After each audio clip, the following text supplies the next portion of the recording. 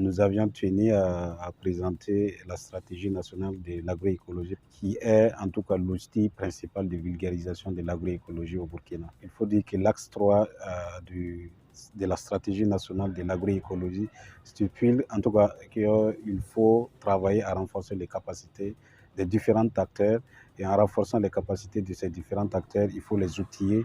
Je pense que les agents sont unanimes de l'importance des pratiques agroécologiques, surtout l'amendement des sols par les fumiers organiques, par des engrais organiques. Ces 2 jours de formation s'articuleront sur principalement les biointrants, mais aussi amener les gens, les sensibiliser à comprendre l'enjeu lié à ces produits et aussi les amener à pouvoir le diffuser à l'échelle. Aujourd'hui, nous avons travaillé sur le bokashi, qui est quand même un compost connu de tous aujourd'hui par les agriculteurs, même si certains ne le connaissent toujours pas.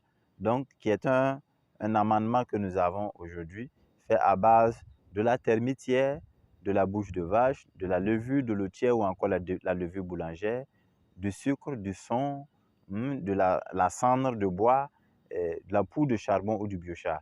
Donc, toute cette composition nous donne en ne serait-ce que 15 jours un engrais organique purement biologique, 100%, mais également qui répond bien sûr aux questions de réparation des sols qui sont malades, mais aussi d'accélérateur de croissance des plantes, mais aussi permettre quand même une bonne récolte de façon quantitative et qualitative.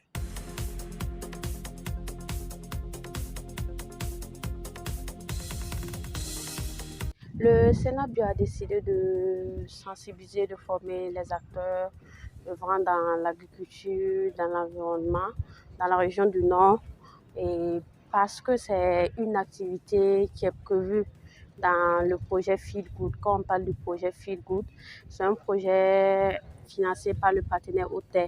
L'année dernière, nous avons organisé une session de sensibilisation et de formation, mais de façon nationale en fait. Voilà, nous avons regroupé les différentes directions pour cette formation à Zignaré. Et cette année, nous avons décidé, pourquoi faire une formation encore au niveau national? Raison pour laquelle nous avons décidé de concentrer ça au niveau régional. Ce qu'on attend de cette formation, il faut noter que certes, ces acteurs, ces gens seuls ne peuvent pas vulgariser, mais avec la formation, avec les connaissances qu'ils vont acquérir ici, ils vont vulgariser ça au niveau communal avec les producteurs pour que ces producteurs puissent mettre en pratique les connaissances reçues.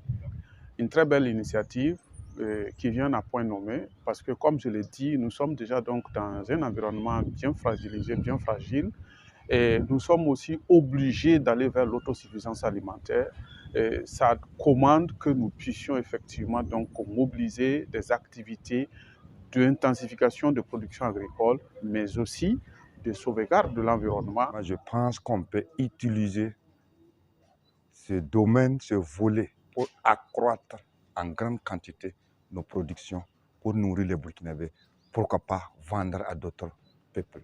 Dès que je sors, il faudra qu'on puisse convaincre les producteurs en les faisant croire avec des champs témoins pour qu'ils puissent accepter que c'est comme ça et qu'avec ça, c'est possible de s'alimenter, de se nourrir et nourrir d'autres peuples aussi.